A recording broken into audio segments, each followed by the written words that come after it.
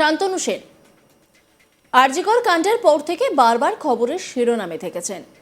তার মন্তব্যে অনেক ক্ষেত্রেই বেশ চাপে পড়ে গিয়েছিল শাসক দল। এই সাংসদের বিরুদ্ধে ব্যবস্থা নেওয়া হতে পারে বলে মনে করা হয়েছিল, কিন্তু দল ধীরে ধীরে চলার সিদ্ধান্ত নিয়েছিল। এবার নতুন করে দল তার বিরুদ্ধে ব্যবস্থা নিতে শুরু করে দিল। তাকে বহিষ্কারের সিদ্ধান্ত নিয়েছে দল। তৃণমূল এক এক করে তাকে নানা পদ থেকে সরিয়ে দিতে শুরু করেছিল। এবার আরও করার সিদ্ধান্ত নেওয়া হলো। তাই বলা যেতেই পারে যে শান্তনু সেনের এই বহিষ্কার রাজ্য রাজনীতিতে আরও এক নতুন মোড় দেখা দিয়েছে। সরকারের অভ্যন্তরীণ দুর্নীতি নিয়ে এক এক করে বিভিন্ন অভিযোগ তুলেছিলেন শান্তনু। তাই এবার এই সিদ্ধান্ত নিল দল। সূত্রের খবর, প্রথমে তৃণমূলের মুখপাত্র পদ থেকে অপসারণের পর এবার রাজ্য মেডিকেল কাউন্সিলের সদস্য পদ থেকেও সরিয়ে দেওয়া হলো তাঁকে। তবে এই বহিষ্কারের সিদ্ধান্ত রাজনৈতিকভাবে বেশ তাৎপর্যপূর্ণ বলেই মনে করছে রাজনৈতিক মহলের অনেকেই। শান্তনু সেন যেমন দলের মুখপাত্র ছিলেন, ঠিক তেমনই দলের গুরুত্বপূর্ণ সমস্ত আন্দোলনেও দেখা যেত তাকে। কিন্তু বর্তমান পরিস্থিতি বদলে গিয়েছে। আরজিকর কাণ্ডে রীতিমতো তিনি মুখ খুলেছেন। তারপরেই তার বিরুদ্ধে এক এক করে কড়া পদক্ষেপ করতে চলেছে দল। তিনি একসময় তৃণমূলের শক্তিশালী নেতা ছিলেন। বিশেষ করে চিকিৎসক সংগঠনের ক্ষেত্রে তার মারাত্মক প্রভাব ছিল। কিন্তু আরজিকর কাণ্ডে সব পাল্টে যায়। শান্তনু সেনের সরকার বিরোধী অবস্থান তৃণমূলের শীর্ষ নেতৃত্বের মধ্যে অসন্তোষ সৃষ্টি করে এবং তার অবস্থান দুর্বল হয়ে পড়ে। দলে তার অবস্থান নিয়েও ওঠে একের পর এক প্রশ্ন। এছাড়াও প্রশ্ন উঠেছিল, শান্তনু সেন কি তাহলে সবই জানতেন? তাহলে কি অন্য কিছু ভাবছেন তিনি? এইসব জল্পনা তৈরি হয়েছিল রাজনৈতিক মহলে। তবে এর মধ্যে শান্তনু সেনের বহিষ্কার রাজ্য রাজনীতিতে একটি সতর্ক বার্তা বলেই মনে করা হচ্ছে। রাজ্য মেডিকেল কাউন্সিল থেকে শান্তনু সেনের বহিষ্কার হওয়ার পর তৃণমূলের রাজনৈতিক কর্মকাণ্ডে তাকে আর দেখা যাবে কিনা তা নিয়েও প্রশ্ন উঠে গিয়েছে। এখন প্রশ্ন হলো, রাজনৈতিকভাবে শান্তনু সেন পরবর্তী সময়ে কি তার অবস্থান পুনঃপ্রতিষ্ঠিত করতে পারবেন, নাকি দল পরিবর্তন করবেন? এই সব কিছুর দিকেই তাকিয়ে রাজ্য রাজনীতি।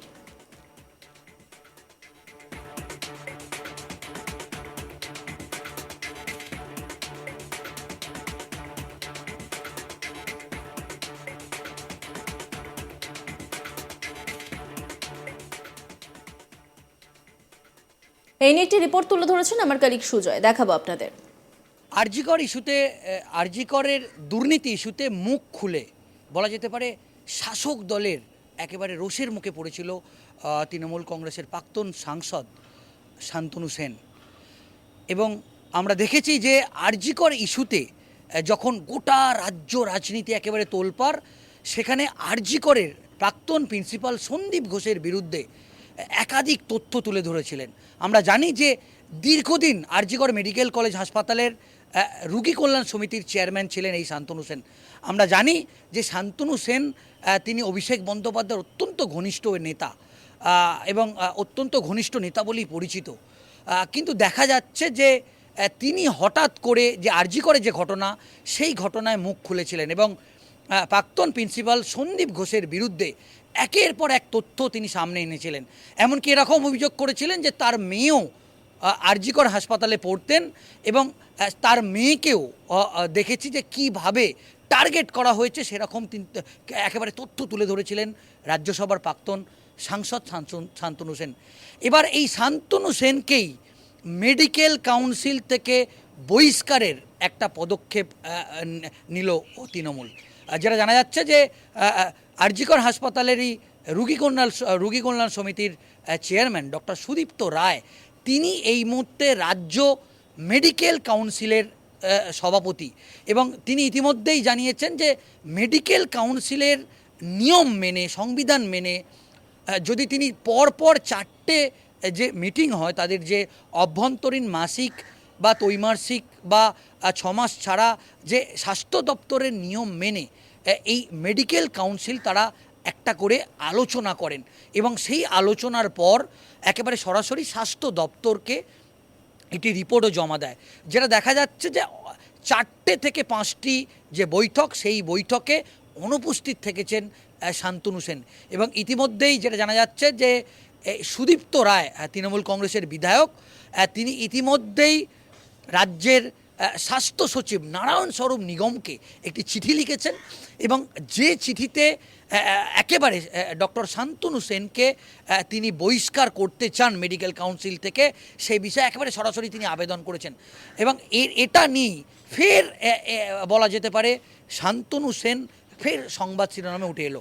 এবং ইতিমধ্যেই এই বিষয়ে যদিও এখনও পর্যন্ত আজ তাক বাংলার পক্ষ থেকে আমরা বারবার যোগাযোগ করার চেষ্টা করেছিলাম শান্তনু সেনের সঙ্গে, কিন্তু তার থেকে কোনো সদুত্তর পাওয়া যায়নি। এমনকি শান্তনু সেনকে ফোন করা হয়েছিল, তিনি কিন্তু ফোন রিসিভ করেননি। যদিও এই বিষয়ে এখনও পর্যন্ত আনুষ্ঠানিকভাবেও শান্তনু সেন এই বিষয়টা তার পাল্টা প্রতিক্রিয়া জানায়নি।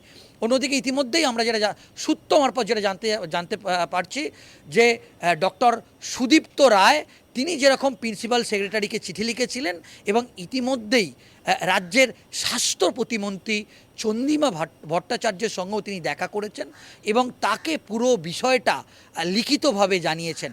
মনে করা হচ্ছে যে একেবারে স্বাস্থ্য দপ্তরের স্বাস্থ্যমন্ত্রী চন্দ্রিমা ভট্টাচার্যের পক্ষ থেকেও একটা সিলমোহর এসছে এবং তারপরই তাকে মেডিকেল কাউন্সিল থেকে বহিষ্কারের একটি পদক্ষেপ নিয়েছে ডক্টর সুদীপ্ত রায়।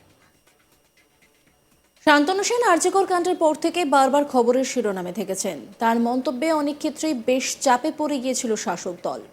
এই সাংসদের বিরুদ্ধে ব্যবস্থা নেওয়া হতে পারে বলেই মনে করা হয়েছিল, কিন্তু দল ধীরে চলার সিদ্ধান্ত নিয়েছিল। এবার নতুন করে দল তার বিরুদ্ধে ব্যবস্থা নিতে শুরু করে দিল। তাকে বহিষ্কারের সিদ্ধান্ত নিয়েছে দল। তৃণমূল এক এক করে তাকে নানা পদ থেকে সরিয়ে দিতে শুরু করেছিল।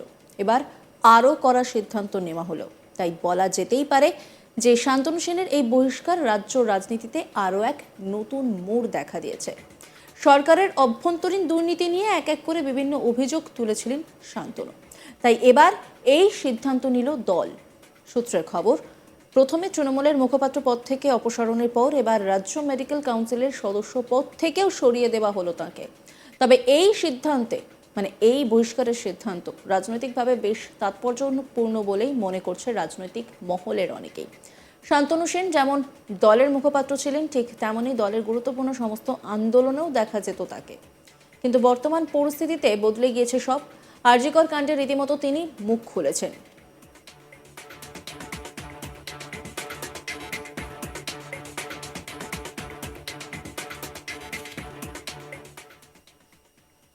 নজর রাখুন আজ তাক বাংলার ইউটিউব স্ট্রিমিংয়ে।